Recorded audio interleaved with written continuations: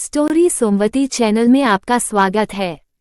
एक middle class लड़की के ख्वाबों का राजकुमार सफेद घोड़े में चढ़कर नहीं आता है, वो तो बस यूं ही गलियों में मिल जाता है।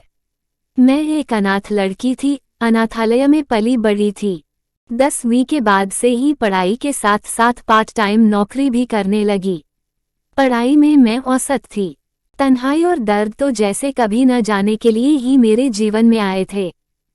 वैसे तो कई क्लासमेट थे मेरे, पर शायद मेरे दर्द को मुझसे अच्छा कोई भी महसूस नहीं कर सकता था।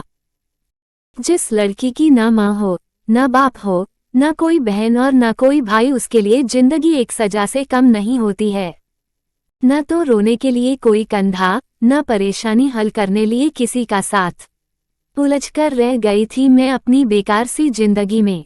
न तो मुझे किसी से प्यार था और न मुझे किसी का इंतजार था, लेकिन वक्त को कुछ और ही मंजूर था। मैं 18 साल की हो चुकी थी।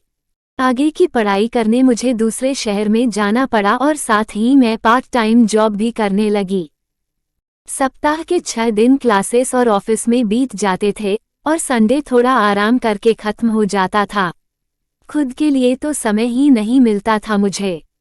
कुछ पैसे सेविंग्स में चले जाते थे और बाकी के पैसे जरूरत के सामान खरीदने और कमरे का किराया देने में खत्म हो जाते थे। तभी एक दिन में जिंदगी ने एक नई मोड़ ली। मेरे घर के बगल में रहने एक नया पड़ोसी आया। वैसे तो मैंने पहले उसे नोटिस नहीं किया, लेकिन धीरे धीरे मैं उसे नोटिस करने लगी। मेरे घर से बाहर जाते वक्त और वापस घर आते समय वो अक्सर छत पर टहलता हुआ मिल जाता था। उस दिन हमने एक दूसरे से पहली बार बात की। धीरे धीरे बातों का सिलसिला शुरू हो गया। उसने बड़ी ही चालाकी से मुझसे मेरा फ़ोन नंबर मांगा और फिर मुझसे फ़ोन पर बात करने की परमिशन मांगी। अब हम दोनों अक्सर रात भर बातें करने लगे। वो पढ़ाई में भी मेरी मदद करने लगा। जब मैंने पहली बार उसे आई लव यू कहा तो उसका चेहरा देखने लायक था।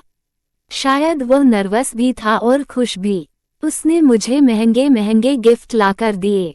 हमने प्यार में साथ साथ जीने मरने की कस्में खाई। मैं बहुत खुश थी कि मेरी तन्हाई को दूर करने वाला और मेरा ख्याल रखने वाला कोई मुझे मिल गया था। मैं सपनों की दुनिया में रहने लगी और अपने आने वाले सुनहरे कल के सपने बुनने लगी। वक्त बीतने लगा। देखते देखते 3 महीने गुजर गए। अब उसने बाइक ले ली। हम दोनों बाइक पर घूमने जाने लगे। पर कहते हैं न कि प्यार अंधा होता है, उसके प्यार में मैं अंधी हो गई थी। मैंने उसे पहली बार किस किया।